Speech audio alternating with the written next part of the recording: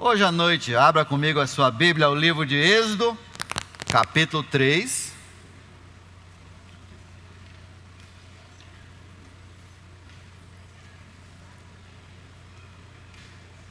Êxodo capítulo 3.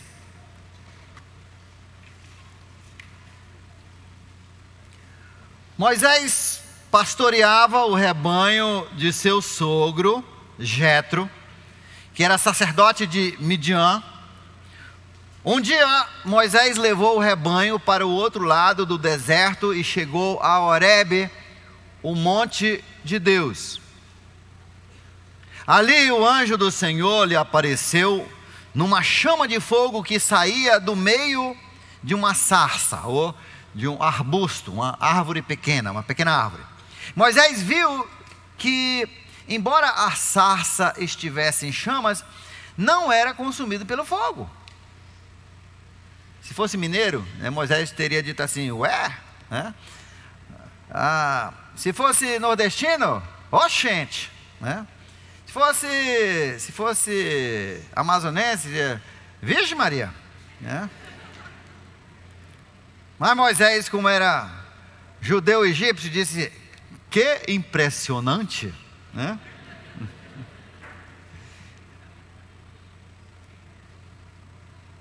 Pensou, por que essa árvore não queima? Por que esse arbusto não queima? Vou ver isso de perto. O Senhor viu que ele se aproximava para observar, e então do meio do arbusto ou da sarça, Deus chamou, Moisés, Moisés. Eis-me aqui, respondeu Moisés. Então disse Deus, não se aproxime, tire as sandálias dos seus pés, pois o lugar em que você está é terra santa. Disse ainda, eu sou o Deus de seu pai, o Deus de Abraão, o Deus de Isaque, o Deus de Jacó. Então Moisés cobriu o rosto, pois teve medo de olhar para Deus. E disse o Senhor, de fato, tenho visto a opressão sobre o meu povo no Egito, tenho escutado o seu clamor por causa dos seus feitores, ou carrascos, e sei quanto eles estão sofrendo, por isso desci para livrá-los das mãos dos egípcios e tirá-los daqui para uma terra boa e vasta, onde manam leite e mel, a terra dos cananeus, dos hetitas, dos amoreus, dos ferezeus, dos heveus e dos jebuseus. Pois agora o clamor dos israelitas chegou a mim, e tenho visto como os egípcios os oprimem. Vá, pois agora, eu o envio ao faraó, para tirar do Egito o meu povo, os israelitas. Moisés, porém, respondeu a Deus, quem sou eu para me apresentar ao faraó e tirar os israelitas do Egito? Deus afirmou, eu estarei com você. Pai querido, abençoe, Senhor, esse curto texto da Tua Palavra, eventos da vida de Moisés, cheias, passagens e versículos cheios de verdades e ensinamentos para nós nessa noite. Toque os nossos corações, abra, Senhor, nosso entendimento, fale aquilo que queres falar com cada um de nós, em nome de Jesus. Hoje nós queremos olhar esses breves versículos e olhar algumas coisas, alguns princípios que nós podemos tirar aqui dessa passagem. Primeiro, quem era Moisés? Moisés é aquele mesmo menino que a mãe deveria ter matado, o rei mandou matar. E nós já falamos sobre isso. Tem momentos na sua vida que o governo vai passar leis que são contra Deus. E quando você tiver entre Deus e a lei do governo, escolha Deus. Nunca se rebaixe para a lei dos homens. Se houver conflito, e vai haver mais e mais conflito, vai haver conflito. Já tem, tem uma lei aí que já tem umas 2 leis aí que estão virando. E outro dia eu desafiei, então desobedeça essa lei, porque essa lei é contra Deus. A pessoa diz, mas aí eu vou perder minha carreira. Teve pessoas que perderam foi a vida, mas ganharam a vida eterna. Então, a primeira coisa que nós entendemos que Moisés era aquele mesmo garotinho que a mãe decidiu não obedecer o rei, preservou a vida, com 3 meses colocou ele numa cestinha betumada, colocou entre a canaranda do rio Nilo, para não descer com a correnteza, e deixou lá para ver o que ia acontecer. Em muita oração, tenho certeza que ela orou muito, botou a tampinha na cestinha e deixou lá com a irmã, a Miriam, vigiando. E a princesa foi e viu aquela cestinha, mandou uma das escravas pegar. Quando abriu, era aquele garoto chorando, e pegou a criança. E de repente a Miriam chegou e falou assim: olha, isso é menino judeu, olha só o pipi dele, né? É fácil conhecer o judeu, porque ele tem o pipizinho, né? Feito a circuncisão, né? Ao 8º dia. Eu não sei se o dele era feito não, mas devia ser feito, porque ela diz: isso aqui é filho dos hebreus, né? E de qualquer forma a princesa levou para... Não, ele não tinha feito a circuncisão, porque ele teve que fazer mais tarde. Eu me lembro agora, não foi feito. Então, conheceu, deve ser filho de... né? Se jogaram para o jacaré, só pode ser judeu, né? Porque os egípcios não iam fazer isso com os filhos deles. O decreto era contra os judeus. Aí ela pegou e quando puxou da água, que tirou lá da cestinha, Miriam correu, e você sabe que ela negociou um salário para a própria mãe de Moisés criar o menino até desmamar. E então ele foi para o palácio aos 5, 6 anos, e lá ele foi educado. A Bíblia diz que ele se tornou forte em poder e palavra. Então, olha, o homem era malhado, homem, né? O Moisés não era aquele que a gente vê ali todo caneludo, não. O homem era malhado e forte na palavra. Ele era muito erudito, muito educado. Ele tinha, na verdade, o Egito tinha a melhor educação da época, e ele, melhor dos melhores. Então, mas ele sabia, por causa do ensinamento que a mãe dele deu quando ele era pequenininho, que Israel era o seu povo, e ele se sentia pela opressão, pela violência contra o povo de Israel. E um dia ele tentou tomar uma causa nas suas mãos e matou um egípcio que estava surrando um judeu, um israelita. E por causa disso ele teve que fugir para o deserto. E lá ele encontrou ele foi bater nessa família do Jetro, que era um sacerdote daquela região. E Jetro tinha várias filhas. Ele terminou se casando com a filha mais velha. Mas tudo mudou na vida dele. E um dia agora, aquele príncipe cheiroso, bonitão, eloquente, que todo mundo tinha medo, agora ele estava todo fedido no meio do deserto, andando com um bando de ovelhas e cabras. As coisas mudaram. E a Bíblia diz, pior ainda, olha só. E um dia ele decidiu atravessar o deserto e chegou ao monte Horebe, o monte do Senhor. Hoje nós vamos começar com esse pensamento aí. Essa semana eu conversei com uma pessoa que há anos, desde a sua adolescência, ele sempre foi autossuficiente. A vida deu algumas cartas não muito boas para ele, e ele tomou as rédeas da vida, construiu uma vida potente, se tornou um homem poderoso, e terminou então desenvolvendo uma boa economia, e ele cuida de qualquer problema. Ele sempre foi suficiente, ele sempre foi autossuficiente. Ele nunca precisou muito de Deus e de religião, porque ele consegue resolver os problemas sozinho. Mas sabe uma coisa? Chegou a vez dele. Deus disse agora assim: agora eu vou te levar para o outro lado do deserto. E hoje à noite tem pessoas aqui que estão andando nesse deserto, né? Talvez Deus fez as suas economias virarem um deserto. Aquilo que florescia acabou. Talvez a sua carreira florescia e acabou. Talvez a sua família que florescia acabou. Talvez os seus filhos acabaram. Talvez você está numa crise emocional, uma crise de enfermidade. Sua saúde acabou. Você está num deserto. Mas sabe, foi Deus que destinou Moisés para atravessar aquele deserto. E Deus está no controle das coisas. Deus é que colocou você para esse deserto. Sabe por quê? Porque Deus quer que você o conheça no Monte Horebe. Deus nos faz atravessar o deserto para a gente chegar no monte do Senhor, para a gente conhecer. Como nós vamos ver mais adiante, ele diz assim: eu sou o Deus do teu pai. Aí ele volta lá para o início de Israel também. Eu sou também o Deus de Abraão, Isaac e Jacó. Mas ele ainda não era o Deus de Moisés. E Deus levou ele por aquele deserto, perdeu o seu status de príncipe, se tornou um pastor de cabras e ovelhas, foi morar onde ele não era ninguém, onde o solo era árido, a vida era difícil,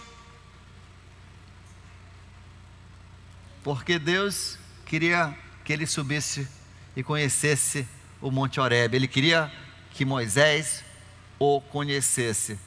Isso que está passando na sua vida é mais do que provável ser Deus que chegou o momento de levar você numa caminhada pelo deserto, e no deserto você anda só, né? Por quê? Porque Ele quer que você conheça o Monte Horebe. E lá no Monte Horebe Ele vai se apresentar a você. Você vai conhecer a melhor coisa da sua vida.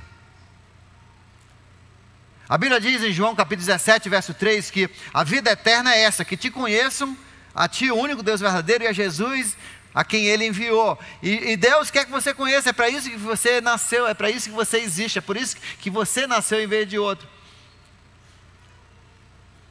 E Deus então chamou esse momento na sua vida para trazer esse deserto, para levar você para o outro lado do deserto. E sim, o deserto é quente de dia e frio à noite, tem pouca comida, não tem luxo, né?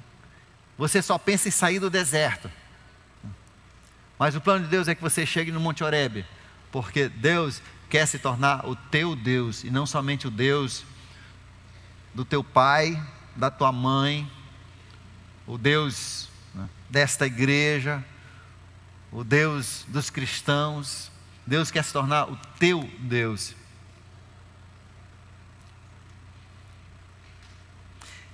E quando isso acontece, as coisas vão sair de rotina, vão começar a acontecer coisas que você não esperava. O teu plano era esse, e de repente Deus muda tudo. Começa a acontecer coisas estranhas na sua vida, aquelas coisas que você não imaginava.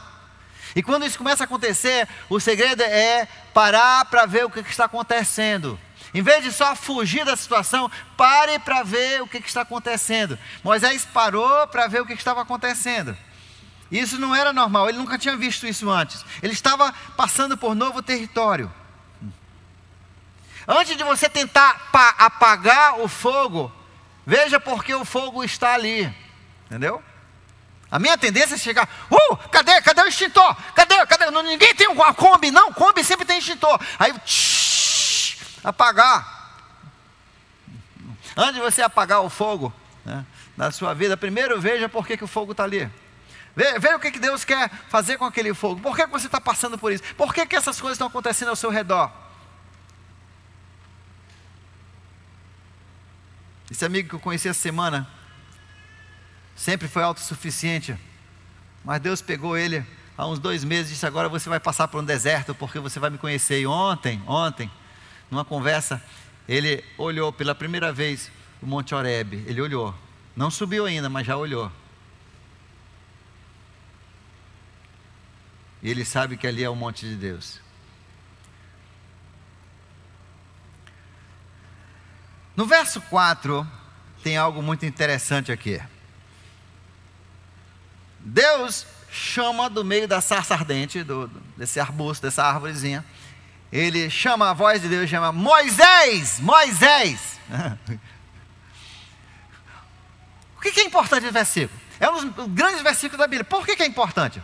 Porque Deus conhece você por nome.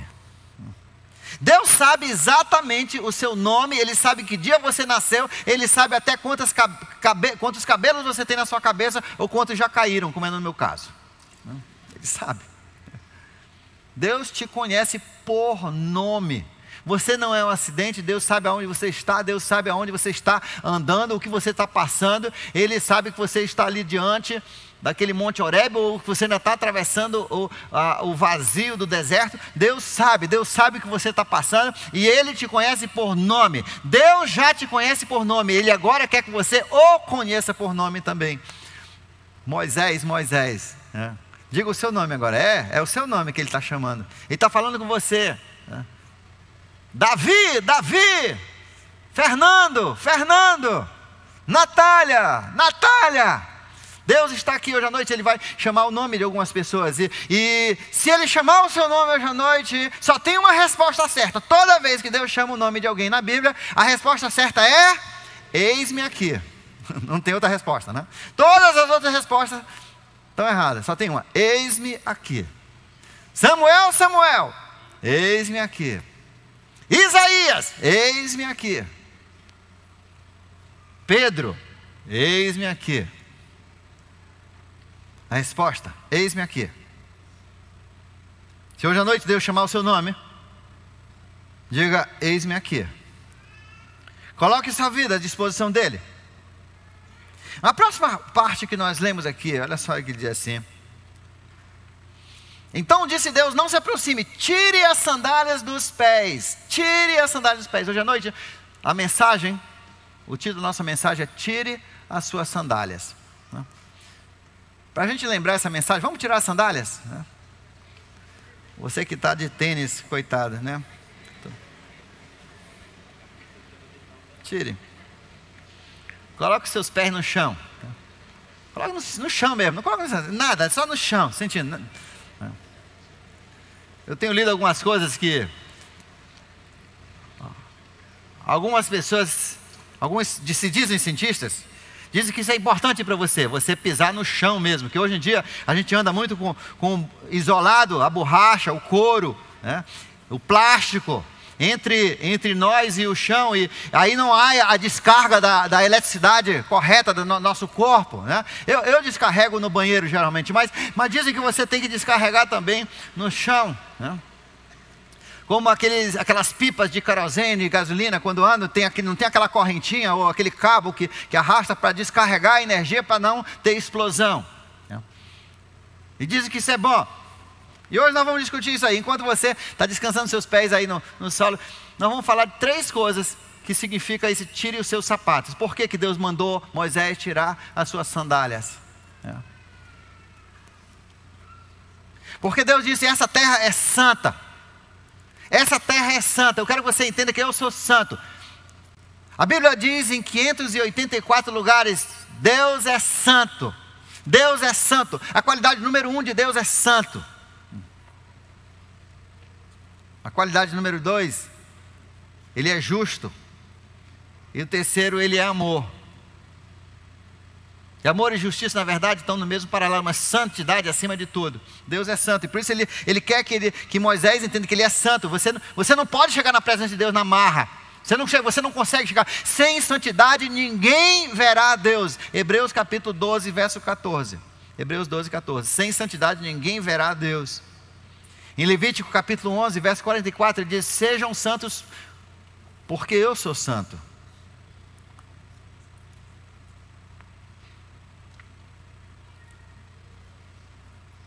Por que Deus mandou Moisés tirar sua sandália? 3 coisas. E hoje isso aí vai ser a base da nossa mensagem. 3 coisas que acontecem quando você tira a sua sandália. Sem contar nessa que os cientistas estão dizendo que faz bem a você, né? 3 coisas. Primeiro, quando você tira as sandálias, isso é um símbolo de submissão. Você já foi na casa de alguém? Aí você chega lá, todo mundo tirou a sandália fora e você vai fazer o quê? Entrar lá com o seu pé de qualquer jeito? Não. Você se submete às regras, às leis daquela dona de casa. E você tira, né? Você tira. Porque pior do que não tirar é você começar a entrar e ela: meu amigo, tira aí o sapato, por favor. Pô, aí. Uma vez eu vi 2 noivos que iam se casar em umas 2 semanas, faltavam umas 2 semanas e quase acaba o casamento por causa do negócio de tirar a sandália, olha. Eu estava até aconselhando o casal e aí voltaram no dia seguinte, uma briga feia, já iam terminar, já estavam arrancando o anel e, né, aquele negócio todo, né, aquela coisa de noivado, né? Aí o que aconteceu? Foi o seguinte: ela estava terminando um trabalho na faculdade, aí ela foi para a casa de uma colega, lá no Vira Alves, uma casa muito chique. Ela chegou, estava assim, aquela madeira assim, machada assim, aquele espelho assim. E ela chegou Eles vinham andando da rua, aí ela pegou, tirou o sapato dela para entrar. O noivo dela, um pouco arrogante, um pouco insubmisso, um pouco rebelde, olhou para ela e já ficou com a cara feia. Pegou e entrou com o sapato do jeito que estava ali. Ela disse: bem, tira o teu sapato aí. E aí ele falou assim: isso é porque tu foi criado pobre. Isso é cultura de pobre, ficar tirando sapato para os outros. Você não tem uma boa autoestima. Você tem que começar a rir a cabeça. Você não está todo tempo cabisbaixo. Você tem que botar seu sapato e entrar aqui pisando. Eles não são melhor do que a gente. Cara, aí foi um quebra-pau, né? Quase acaba o noivado, né? Por causa do sapato. Então isso aqui é sério. Quando Deus manda tirar o sapato, tira o sapato, senão pode acabar o noivado, né? Tira o sapato. Por quê? Porque aquele rapaz entendeu muito bem. E a revolta dele é que ele não ia baixar a crista para ninguém. Quando você tira o sapato na casa dos outros, você está dizendo: eu entendo que essa casa tem um outro dono, eu não sou dono dessa casa, né?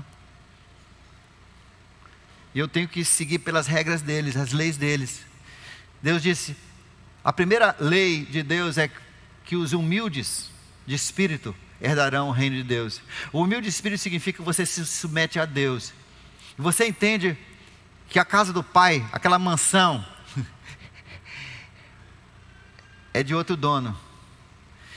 E se você não entrar no esquema do dono, no plano do dono, nas leis do dono, você não vai curtir o reino de Deus. A Bíblia diz que submissão é a primeira qualidade que você tem que ter para você chegar com Deus. Você tem que dizer: eu não mereço, né, estar aqui.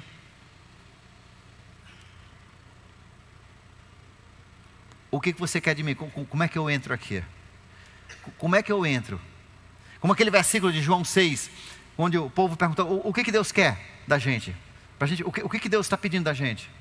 E Deus diz: creia naquele que eu enviei.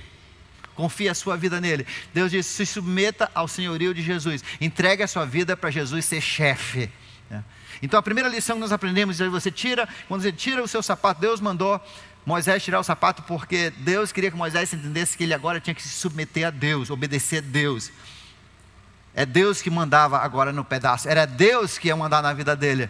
E hoje à noite Deus vai falar para alguns de vocês aqui: tire o seu sapato, se submeta a mim, para você poder me conhecer no monte, para você me conhecer como Deus. Você se submete a mim, aí você vai ver quem eu sou. Mas primeiro você tem que tirar seu sapato, você tem que se humilhar perante o Senhor. Você tem que aceitar a direção dele na sua vida. Segundo, quando você tira o sapato, existe uma certa transparência quando você tira o sapato, né? Existe às vezes até um certo medo. Eu até olhei, quando eu tirei meu sapato, tomara que não esteja filmando muito perto, porque, né? Eu me lembro de um filme bacana com a Sophia Loren, anos atrás eu vi, não sei nem o nome do filme, mas ela, uma mulher muito pobre na Itália, e chega um cara assim, de boa pinta, e parece que viu ela e achou ela bonita e veio puxar um papo e foi para o apartamento dela, foi para casa, ela morar naquelas casas malucas que tem naquelas vilas, e ela no segundo andar, e ele sobe a escada, bate na porta e ela sabe que é ele que está subindo, e ela está lá com aquela roupa velha e ela estava fazendo faxina, passando roupa, e de repente ela chega, ela está com aquela meia calça, mas todo com rasgado, cheio de furo, né? E aí ela puxa o vestido um pouco assim para não aparecer os furos aqui mais adiante, e a meia ela olha e o dedão dela estava furado lá na meia, assim, né? Você já teve assim? Só olhar, talvez do seu lado, homem. A mulher geralmente não tem isso, não. A mulher tem mais cuidado. Mas o homem, você olha, às vezes está o dedão dele lá. Chega, tá cortando a circulação lá. O dedão lá fora, apontando para o mundo, né? Aí ela tem uma cena bacana naquele filme, porque ela pega e logo antes de abrir a porta, ela faz aquilo que nós sabemos fazer tão bem. Ela puxa, aí bota e prende aqui entre o dedão e o segundo dedo. E pisa devagarzinho, aí puxa esse outro e pisa e não se mexe muito.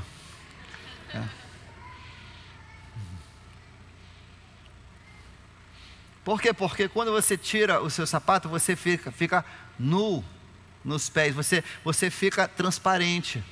As pessoas veem como é dentro desse sapato. No sapato todo mundo com aquele tênis bonitinho, mas quando você tira, que você vê aquele dedo torto, aquela unha suja, aquele dedo inchado, né? Aquele dedo cheio de fungo, né? Ou de caca, né? Tá todo lá, né? Deus diz: Moisés, tire a sua sandália, porque Deus queria que Moisés fosse transparente. Porque se não houver transparência, Deus não pode abençoar você, a sua vida. Na nossa vida nós vivemos com tantas máscaras, nós queremos que as pessoas tenham uma boa impressão de nós. E Deus, Ele quer ser transparente com você. Ele já sabe quem você é e Ele quer que você saiba que Ele sabe quem é você. Ele quer que você baixe as suas máscaras, que você deixe de tentar fazer de conta que você é alguma coisa que você não é, porque Ele sabe exatamente o que você é. Ele sabe os seus podres, Ele sabe as suas dificuldades, Ele sabe os seus medos. Ele sabe tudo. Hoje de manhã eu tive 2 experiências fantásticas. Você sabe que eu gosto, de vez em quando eu solto uma piada aqui com maconha, né? Maconha era droga dos meus tempos, eu nunca usei, mas certamente eu morei onde todo mundo usava, né? E na faculdade, tinha lugar que eu chegava assim que eu via aquele, eu pensava até que eu estava na Colômbia. E na universidade, a universidade onde eu fiz meu pós-graduado, meu doutorado, todo mundo era gerenciado, até os professores eram gerenciados a maconha, né? Às vezes eu chegava no lugar e via aquela fumacinha saindo da porta do professor. Acho que não vou bater hoje não, né? Ele deve estar, né? Mas hoje de manhã eu conversei sobre a graça de Deus e como como é que nós podemos saber que nós somos salvos e como o Espírito Santo entra e a prova de que o Espírito Santo está em nós. E no final do primeiro CENIB veio um irmão, veio ali, ele disse: pastor, hoje essa mensagem eu entendi, hoje foi um negócio que mexeu muito comigo. Você nem imagina quantos meses e anos eu vinha frustrado e apavorado e com medo e triste, porque eu aceitei Cristo, mas eu tinha um negócio para maconha, né? Eu usava maconha e me dava assim aquele desespero, e eu usava maconha, eu ficava triste, eu chorava e pedia perdão e ficava com raiva, e eu começava a pensar: eu não sou filho de Deus, eu não sou convertido, eu não tenho Cristo, eu vou para o inferno. Eu vou para o inferno por causa dessa maconha. Ele disse, e hoje eu entendi. Ele disse: sabe uma coisa que aconteceu? Foi do jeito que você falou aí. Deus começou a santificar a minha vida. Eu continuei a vir, mesmo me sentindo horrível e não querendo que as pessoas me conhecessem muito. Mas eu continuei vindo e continuei chorando, continuei confessando. E um dia eu fui pegar na maconha e Deus me deu um repúdio pela maconha. E nunca mais toquei. Ele estava com a criança no braço. Deus faz a obra. Deus só quer que você seja transparente com Ele. Que você deixe de dizer que você não tem problema quando você está cheio de problemas. Que você deixe de fazer de conta que Deus já sabe como é que você é. Deus só quer que você admita para Ele, porque aí Ele vai poder começar a fazer o trabalho na sua vida. Eu contei essa história no segundo CENIB, no final do segundo CENIB veio outro.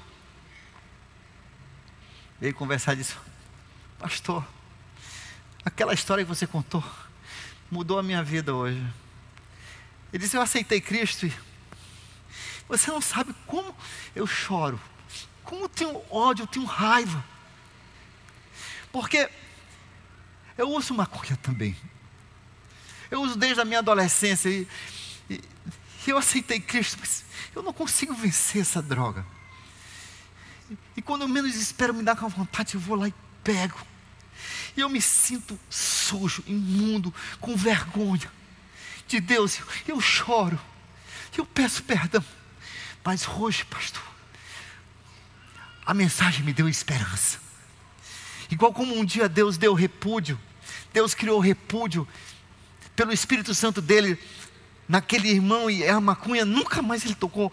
Oh Senhor, e eu digo, e continue vindo, você é bem-vindo nessa igreja, continue a vir, continue a chorar quando você usar maconha, continue a ficar com raiva, continue, e Deus um dia vai dar para você também o repúdio, você vai vencer essa droga. Continue a vir, continue, não deixe Satanás te desmotivar. Você é filho sim, é por isso que você está nessa tristeza, e o próximo passo é o repúdio. Continue vindo, irmão. Eu não sei qual é a sua situação, mas eu sei que Deus quer que você baixe a sua guarda e a sua máscara e chegue diante dele e diz: Deus, eu preciso de ajuda. Eu tenho um problema com a minha família, eu não posso resolver. Eu tenho um problema de imoralidade, eu não consigo resolver. Senhor, eu tenho um problema de vício A ou B e eu não consigo resolver. Senhor, eu preciso de Ti.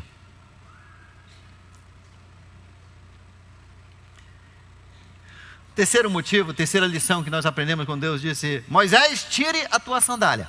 Primeiro, já submissão. Segundo, transparência. Terceiro, Deus não quer que haja nada entre você e Ele. Deus quer que você toque na santidade dEle. Quando Jesus morreu na cruz, Deus deixou bem claro uma coisa: nenhum sacerdote, nenhum pastor, nenhum guru, nenhum intermediário. É você e Deus. Qualquer religião que coloca um intermediário ali para intermediar entre o homem e Deus está errado. No Novo Testamento não tem mais. Cristo é o nosso intermediador. Ele é o nosso sacerdote. Nós vamos direto com Ele. Nós não precisamos de sacerdotes, gurus, pastores. Nós lidamos direto com Deus. Deus não quer que nada isole você dEle. Ele quer que você toque na santidade dEle, que você tenha os seus pés, a sua vida encostado na santidade dEle. Ele diz: Moisés, tire a sua sandália. Deus quer que você toque na santidade dEle, que você experimente, que não haja nada que isole você de Deus. No livro de 1 Coríntios, capítulo 10, a Bíblia diz que tem 3 grandes isolantes, né? Na terra nós temos borracha, temos couro e temos plástico, né? Mas a Bíblia diz que existem 3 grandes isolantes entre você e a sua santidade, a santidade de Deus. São estes. 1 Coríntios capítulo 10. As coisas que nos isolam. Primeiro, idolatria. 1 Coríntios capítulo 10, versos 1 a 12. Idolatria. Idolatria isola você de Deus. E ele vai dizer o que é idolatria. Porque às vezes idolatria a gente acha que é aquela imagem de gesso, né? Que os crentes bateram tanto nos católicos por causa, né? Na minha infância a gente batia muito em católico, né? Inclusive teve uma disputa. Você lembra quando aquele pastor da Universal chutou lá a imagem, aí deu uma polêmica, né? Quase acaba a Record, aquele negócio todo, né? Então a gente, aquilo que é santo. Eu e meu vizinho, tinha que fazer sinal da cruz e rezar até esse texto, porque tinha tantos santos lá dentro da casa deles, né? Eu tinha era medo, né? E ainda tinha os santos também lá do Espiritismo também. Enquanto os crentes tinham os seus ídolos também, os seus santos, mas que não eram de gesso. E Deus então nessa passagem ele descreve os outros ídolos, os ídolos dos homens, e os ídolos principais são estes: o prazer. Você vive para o prazer. O prazer é a motivação da sua vida. Você vive para a diversão e o prazer. Essa é a motivação, esse é o Deus da sua vida, é isso que você busca. Essa é a motivação que faz você acordar de manhã e dormir à noite. Prazer, a diversão, a dopamina.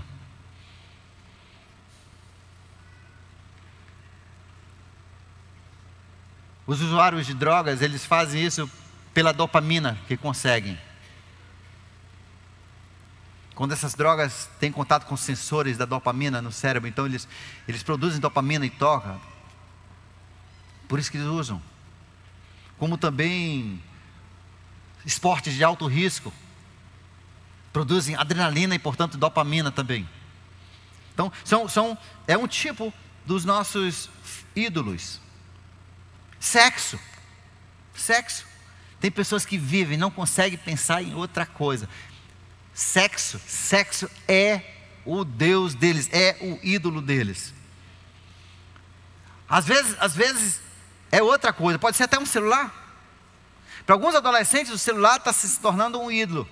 Eu vi uma cena, aconteceu semana passada, de um garoto de 10 anos, que foi tomado o celular dele, né? Porque é proibido ter na aula. E quando a professora foi entregar para a mãe, e dar aquela palestrazinha que se dá para a mãe, o menino pulou e agarrou o celular da mão. A professora pegou o braço dele e puxou de novo. Ele fez isso 3 vezes. Aí finalmente a professora terminou o discurso e deu para a mãe, disse: olha, leve isso aqui e não deixe mais o seu menino trazer isso para a aula. Quando caiu na mão do menino, o menino só faltou bater na mãe para arrancar o celular. Ele estava totalmente desesperado, sem o santo dele na mão dele. Eu até me lembrei de um garoto na minha infância, 12 anos, ele andava de moto, era doidão, 5ª série, primeiro ano do ginásio. 12 anos, ele tinha uma moto, a gente era inveja dele, uma 125. A gente tinha só 125 sonhos de ter uma moto daquela ali. Ele andava doidão e sempre ele tinha uma namoradinha, né? E morreu com 13, né? Mas me lembro uma vez, eu digo: cara, tu vai te acabar, pô, tu é muito doidão, eu te vi na moto, é doido, né? E diz: olha só, aí ele me puxou, tipo, tinha um vidrinho naquele tempo que vinha, aqueles comprimidos de penicilina, né? Vinha um vidrinho daquele desse tamanho assim, tinha um santo lá dentro, cheio de algodão ao redor. Ele disse: não, isso aqui me guarda, olha só isso aqui é o meu santo. Eu não vou me acidentar. Mas morreu. Então, Deus não quer nada entre você. Então Deus quer que você tire os ídolos. Seja o que for. É o que consome a sua vida. Talvez o seu ídolo é seu namorado, a sua namorada. A sua família pode ser seu ídolo. Sua carreira pode ser o seu ídolo. Essa semana eu vi ontem um depoimento. Depoimento de uma pessoa dizendo: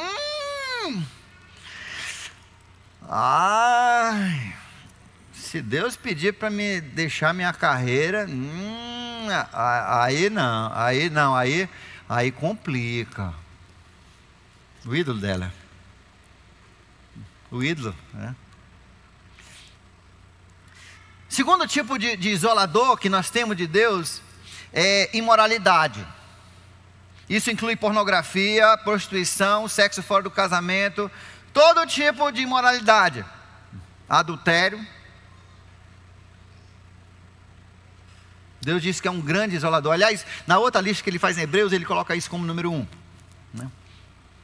E os ídolos como número 2. Mas nessa passagem ele coloca o inverso. E o terceiro grande isolador que nós temos: olha, você não consegue tocar na santidade de Deus e viver em imoralidade, viver viciado em pornografia, viver em desaprovação de Deus nessa área sexual. Você não vai conseguir, simplesmente você não consegue. Você não consegue ver Deus. Você não consegue saber a vontade de Deus para a sua vida. Você não consegue se conectar com a santidade de Deus. Você tem que se livrar disso. Deus tem que te tirar disso aí. Você tem que tirar esse isolador. Isso está te isolando. Você não consegue contato com Deus. Terceiro grande isolador da nossa vida com a santidade de Deus são murmurações. Deus detesta murmuração. Deus detesta. E quando você só olha o ruim, você só reclama e você murmura, a Bíblia diz que você não pode ter contato com Deus. Deus detesta tanto que só de uma paulada ele matou 30 mil pessoas num dia só. É muita gente. Mas Deus fez isso porque Ele diz: eu quero que vocês vejam como eu detesto pessoas que murmuram e reclamam e só vê, são descontentes e não gostam do que tem e reclamam. Em vez de agradecerem o que tem, reclamam o que não tem. E essa atitude de negativismo, de reclamação, de murmúrio, te isola de Deus. Essa mágoa, essa chateação, você não consegue ter contato com Deus. 3 grandes isolantes.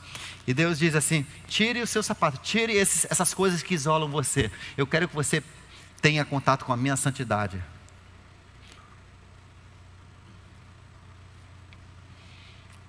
Talvez nessas horas você diga: uau, depois disso tudo,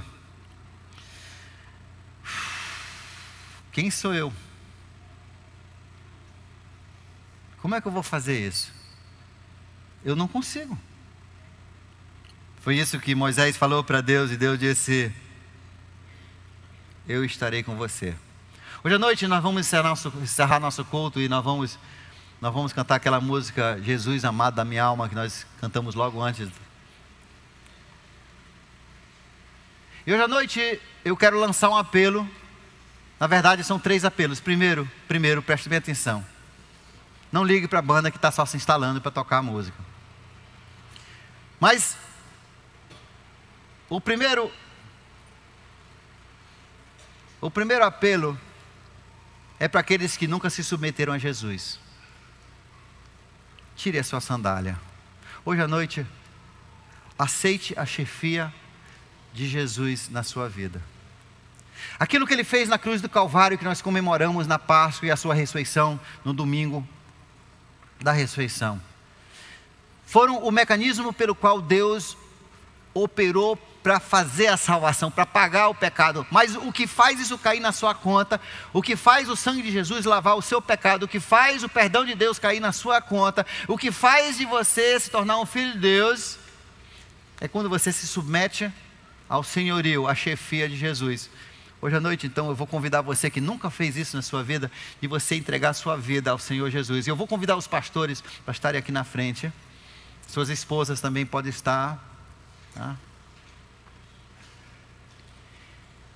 E hoje à noite, se você está disposto a tirar a sua sandália e se submeter agora ao novo chefe da casa, ao Senhor Jesus, hoje você encontrou a salvação.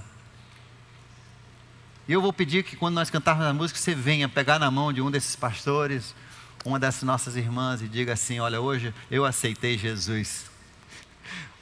Hoje eu aceitei Jesus como meu chefe. Esse aí é o primeiro convite. Segundo convite é: tire as suas sandálias, né? Vamos baixar as máscaras.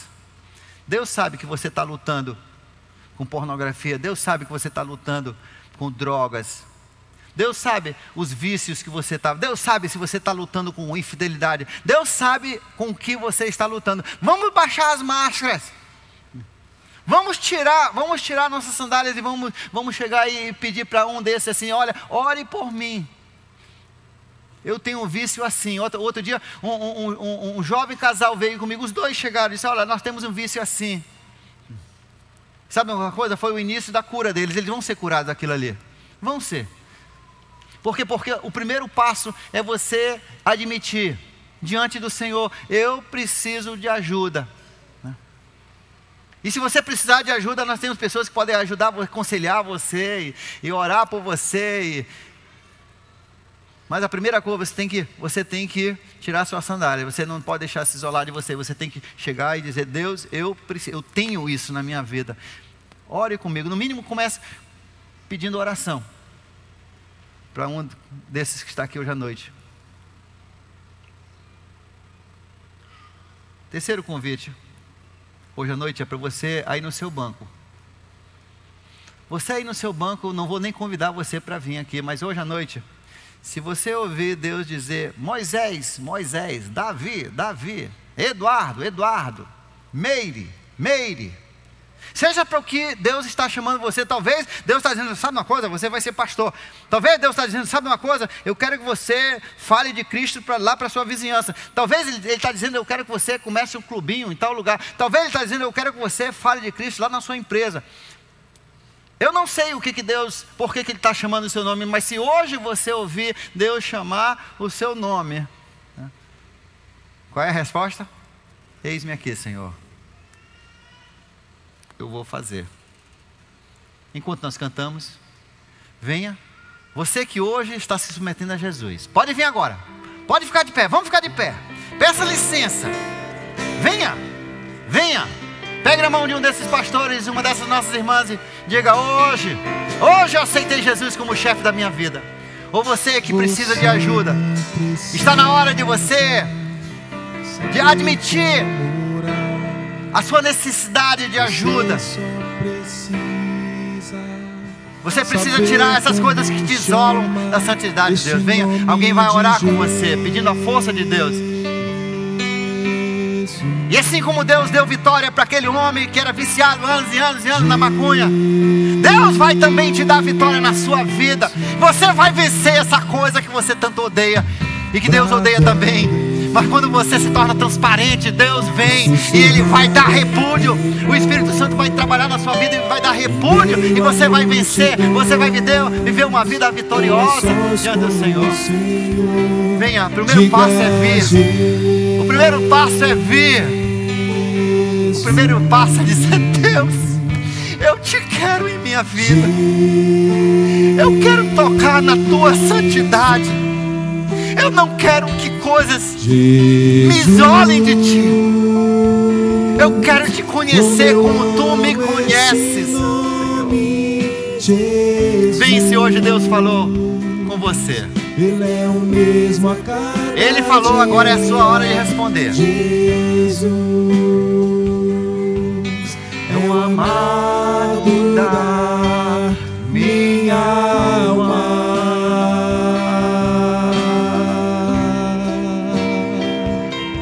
Jesus, há poder neste nome, Jesus. A minha vida transformou, Jesus, meu Salvador e meu Senhor.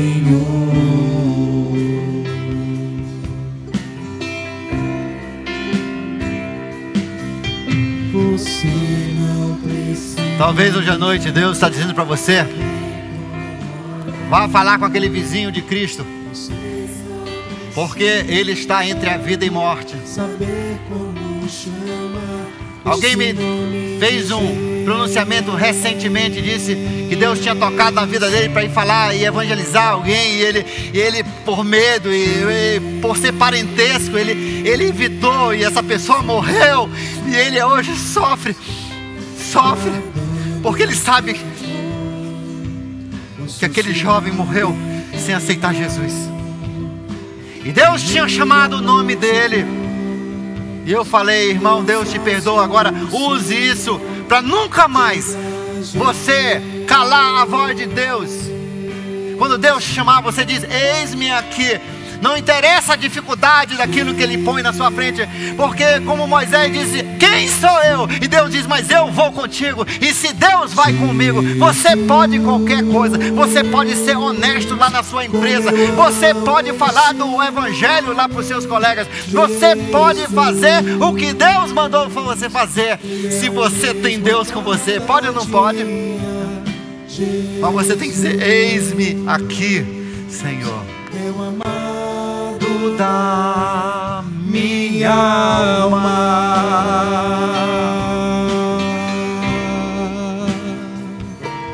Jesus, há poder neste nome, Jesus. A minha vida transformou, Jesus, meu Salvador e meu Senhor. Pai querido, que se cumpram os desejos dos corações daqueles que hoje chegaram, Senhor, tirando as suas sandálias espiritualmente, dizendo: Senhor, eu me submeto a Ti. Senhor, abençoa aqueles que hoje baixaram suas guardas, tiraram suas máscaras e disseram: eu preciso da tua ajuda, Senhor. Sem ti eu não consigo. E Pai, abençoa aqueles que hoje disseram: eis-me aqui. Que se cumpra cada decisão, que, Senhor, o teu Espírito vai, faça a obra, Senhor. Tu és grande, quando tu vais conosco, não há qualquer coisa que não podemos realizar. Abençoa esse teu povo, essas decisões feitas. Guarde esse teu povo pelo nome que está acima de todos os nomes, que nós louvamos e a quem oramos, Jesus. Boa noite Boa semana, que Deus lhe abençoe.